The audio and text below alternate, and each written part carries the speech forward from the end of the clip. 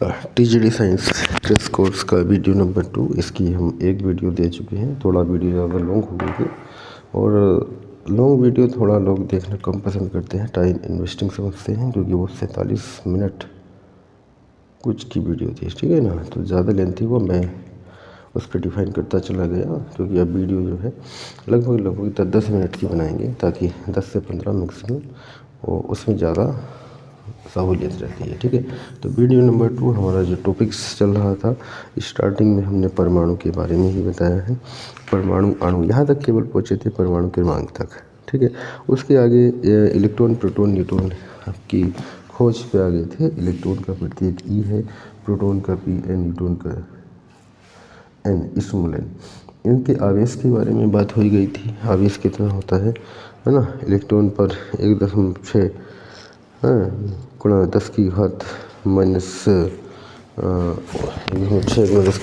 19 coulomb का electron पर ऋणावेश होता है, ठीक है। और प्रोटॉन पर इतना धनावेश होता है। अब आता है इलेक्ट्रॉन का द्रव्यमान। इलेक्ट्रॉन का द्रव्यमान 9.1 गुणा 10 की पावर माइनस का 31 kg, ये भी मैंने कल बता दिया था, ठीक है। और प्रोटॉन का द्रव्यमान P, प्रोटॉन का द्रव्यमान ये हो जाएगा 1.67 गुणा 10 की घात माइनस का 27 kg। अब आगे आता है न्यूट्रॉन का द्रव्यमान। न्यूट्रॉन का द्रव्यमान यह होता है 1.67 गुणा 10 की घात माइनस का 27 kg। ये दोनों के जो मास हैं, प्रोटॉन और न्यूट्रॉन के, दोनों के लगभग बराबर होते हैं।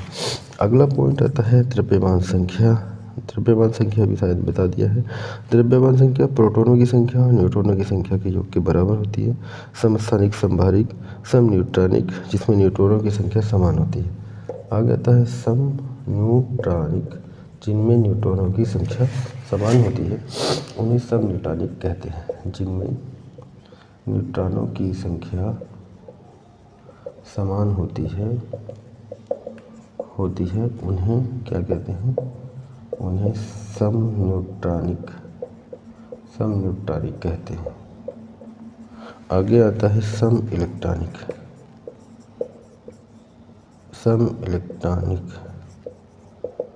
जिनमें इलेक्ट्रॉनों की संख्या समान होती है,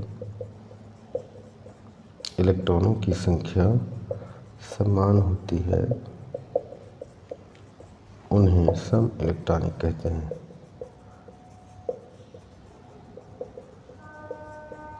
ठीक है। उन्हें सम इलेक्ट्रॉनिक कहते हैं।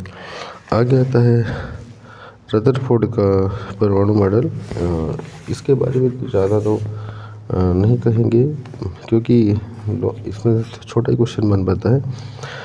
रदरफोर्ड ने जो परमाणु मॉडल किया वो किस धातु की किया, कैसे किया, ऐसा क्वेश्चन बन जाता है। तो रदरफोर्ड का परमाणु मॉडल किस पर आधारित है, किस प्रयोग पर आधारित है, ये क्वेश्चन बन जाता है।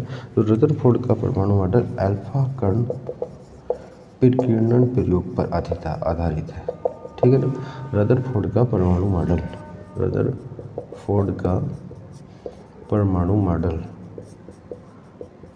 अल्फा कण विकिरण प्रयोग पर आधारित है। फिर आता है क्या किया था उन्होंने? स्वर्ण धातु की पतली पन्नी। अल्फा कण में क्या किया था? स्वर्ण धातु की पतली पन्नी पर अल्फा कणों की बौछार की। उसके बाद रिजल्ट आया था कि अधिकांश से अल्फा कण सीधे निकल गए। कुछ अल्फा कण ऐसे थे जो न्यून कोण, कुछ अधिक कोण, तथा कुछ 90 या उससे अधिक कोण बनाते हुए विचलित हुए, तथा बहुत कम अल्फा कण, लगभग 2000 में से 2 कण पीछे की ओर अपना वापस हुए। बहुत कम अल्फा कण पीछे की ओर वापस हुए, 180 अंश के कोण से अपने मार्ग से पीछे की ओर विचलित हुए, वापस आए। तो इस प्रकार रदरफोर्ड ने एक मॉडल प्रस्तुत किया। उस मॉडल के अनुसार कुछ निष्कर्ष निकाले गए कि परमाणु का अधिकांश भाग खोखला होता है। अधिकांश भाग क्या होता है? खोखला होता है। और उसमें उसके नाभिक, उसके केंद्र पर धनावेश स्थित होता है, क्योंकि अल्फा कण पर भी धनावेश है। जब धनावेश सामने किसी धनावेश से टकराएगा तो वो प्रतिकर्षित करेगा। तो इसका मतलब स्पष्ट हुआ कि परमाणु के केंद्र में या बीचों बीच जो भाग होता है वहाँ पे एक धनावेशित भाग पाया जाता है। इस धनावेशित भाग को नाभिक नाम दिया गया और उस धनावेश को प्रोटॉन कहा गया। ठीक है, नाभिक में उपस्थित धनावेश प्रोटॉन के रूप में पाए जाते हैं और उसी नाभिक में न्यूट्रॉन भी पाए जाते हैं जो विद्युत उदासीन होते हैं। यानी कि परमाणु विद्युत उदासीन होता है, उसका नाभिक में धनावेश भाग होता है, धनावेश प्रोटॉन के रूप में पाया जाता है और इलेक्ट्रॉन परमाणु के कक्षाओं में बाहर चक्कर लगाते रहते हैं। ठीक है, तो इस प्रकार आगे आता है परमाणु ऑर्बिटल्स क्या होते हैं। इलेक्ट्रॉन की तरंग प्रकृति के कारण तो ये आ गया था परमाणु मॉडल में किस प्रकार से हुआ, किस पर आधारित हुआ है, किस प्रयोग पर आधारित है, किस धातु का उपयोग किया गया, ये क्वेश्चन बन जाते हैं। ठीक है, आगे आता है परमाणु ऑर्बिटल्स। परमाणु ऑर्बिटल क्या होता है। इलेक्ट्रॉन की तरंग प्रकृति के आधार पर आधुनिक विचारों के अनुसार परमाणु नाभिक के चारों ओर एक वृत्तीय कक्षा नहीं है। ठीक है, चारों ओर स्पष्ट वृत्तीय कक्षा नहीं है, किंतु नाभिक के चारों ओर विभिन्न आकृति के क्षेत्र हैं जिसमें इलेक्ट्रॉनों के पाए जाने की प्रायिकता अधिकतम होती है, जिन्हें इन क्षेत्रों को परमाणु ऑर्बिटल कहते हैं। इस ऑर्बिटल में 2 इलेक्ट्रॉन रह सकते हैं। अब देखिएगा, परमाणु ऑर्बिटल्स जनरली कहते हैं कि इलेक्ट्रॉन नाभिक के चारों ओर चक्कर लगाता है, पर वृत्ताकार कक्षा नहीं कही जा सकती है क्योंकि ऑर्बिटल्स में चक्कर लगाता है। परमाणु ऑर्बिटल्स में परमाणु के चारों ओर की जो कक्षाएं होती हैं उन्हें ऑर्बिटल्स कहते हैं। तो स्पष्ट नहीं है कि वो वृत्ताकार ही हो। ठीक है, तो उसको इलेक्ट्रॉन की तरंग प्रकृति के आधार पर आधुनिक विचारों के अनुसार परमाणु नाभिक के चारों ओर स्पष्ट वृत्तीय कक्षा नहीं है, यानी कि वो वृत्तीय कक्षा स्पष्ट नहीं है। कुछ वृत्तीय हैं, कुछ दीर्घ वृत्तीय हैं, कुछ अलग अलग हैं। उसमें कुछ मॉडल प्रस्तुत किए गए, जैसे समरफेल्ड का परमाणु मॉडल। समरफेल्ड के अनुसार जो कक्षा है वो इलिप्टिकल्स होती हैं, है ना। कुछ अलग अलग सिद्धांत आए, वो सब आगे आने वाले हैं। तो उसको देखते हुए स्पष्ट वृत्तीय कक्षा नहीं होती है, किंतु नाभिक के चारों ओर विभिन्न आकृति के क्षेत्र होते हैं। यानी कि आकृतियाँ उनकी विभिन्न विभिन्न हो सकती हैं। कुछ की वृत्ताकार हो सकती है, कुछ की दीर्घ वृत्ताकार हो सकती है, कुछ पैराबोलिक हो सकती हैं। तो अलग अलग आकृतियों के क्षेत्र होते हैं जिसमें इलेक्ट्रॉनों के पाए जाने की प्रायिकता अधिकतम होती है, यानी कि उनकी संभावना अधिकतम होती है। इन क्षेत्रों को परमाणु ऑर्बिटल्स कहते हैं। एक ऑर्बिटल में 2 इलेक्ट्रॉन रह सकते हैं। जो सबसे छोटा ऑर्बिटल्स होता है परमाणु का, जिसका k ऑर्बिटल्स कहते हैं, उसमें कितने रहते हैं, 2 इलेक्ट्रॉन रह सकते हैं। k एलिमेंट इस प्रकार कक्षा होती हैं और ऑर्बिटल्स अलग अलग होते हैं, छोटे छोटे ऑर्बिटल्स होते हैं। एक ऑर्बिटल्स में 2 इलेक्ट्रॉन रह सकते हैं। किसी भी परमाणु के भीतर कक्षा में उपस्थित इलेक्ट्रॉनों को और इलेक्ट्रॉन तथा बाह्यतम कक्षा में उपस्थित इलेक्ट्रॉनों को संयोजी इलेक्ट्रॉन कहते हैं। अब क्वेश्चन आ जाता है संयोजी इलेक्ट्रॉन क्या होता है। ठीक है ना, संयोजी इलेक्ट्रॉन। अब ये इलेक्ट्रॉन तो जानते हैं, इलेक्ट्रॉन के बारे में पता है। अब आता है संयोजी इलेक्ट्रॉन। किसी परमाणु के भीतरी कक्षा में उपस्थित इलेक्ट्रॉनों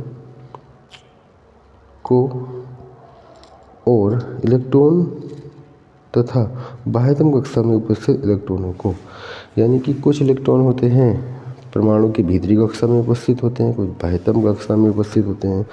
किसी परमाणु की भीतरी कक्षा में उपस्थित इलेक्ट्रॉन को और इलेक्ट्रॉन तथा को कोर इलेक्ट्रॉन कहते हैं। जो भीतरी कक्षा में उपस्थित होते हैं,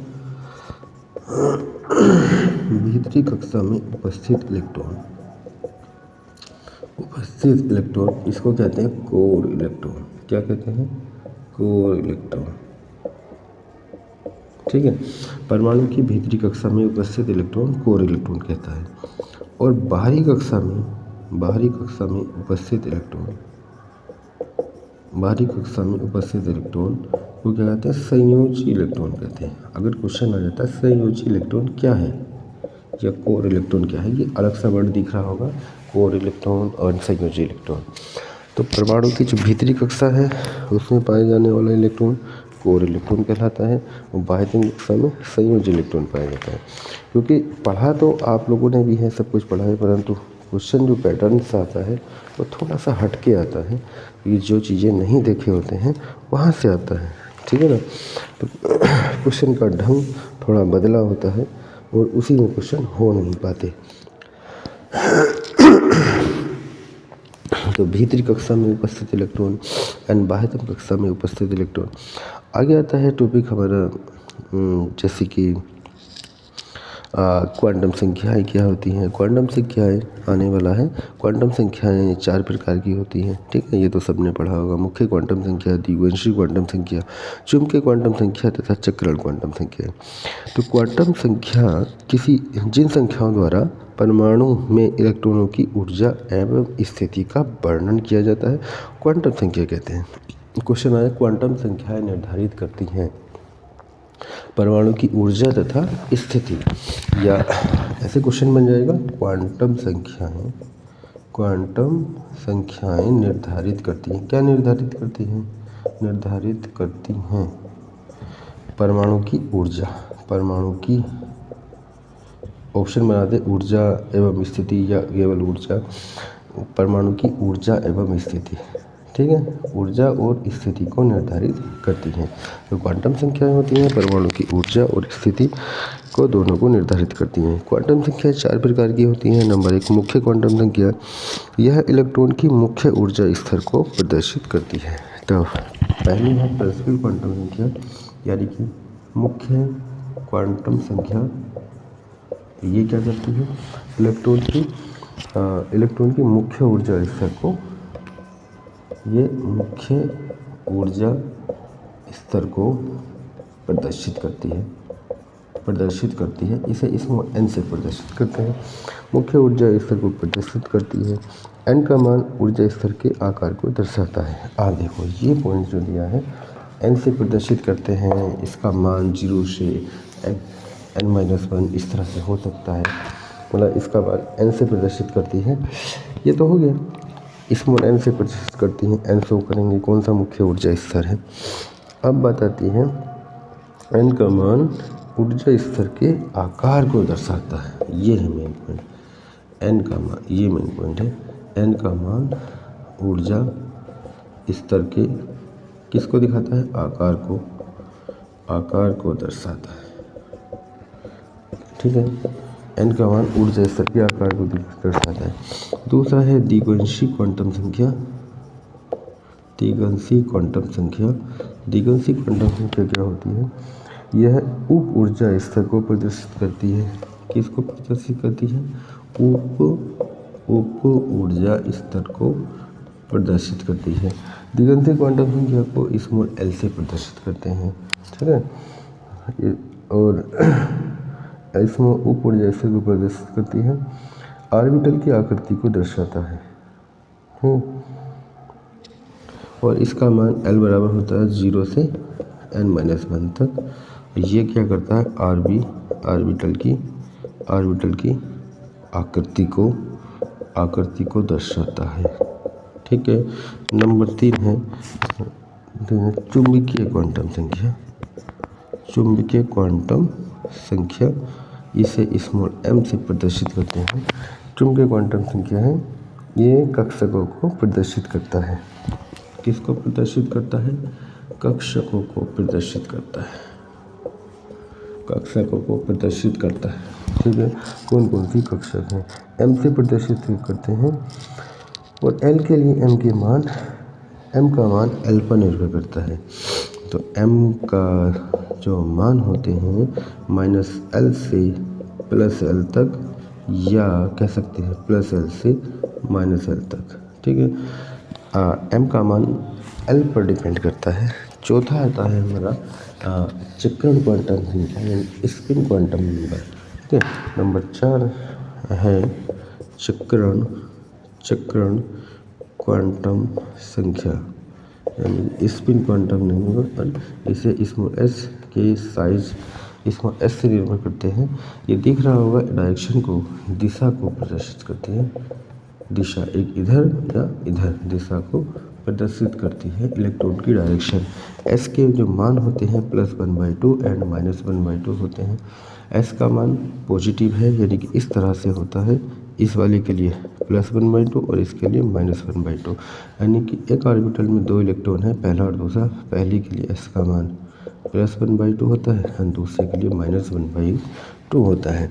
चक्रण क्वांटम संख्या चक्रण क्वांटम संख्या दिशा को प्रदर्शित करती है, इसे स्मॉल एस से प्रदर्शित करते हैं और इसके मान कितने +1/2 तथा -1/2 होते हैं। यानी कि दो मान इसके होंगे, एक +1/2 और दूसरा -1/2।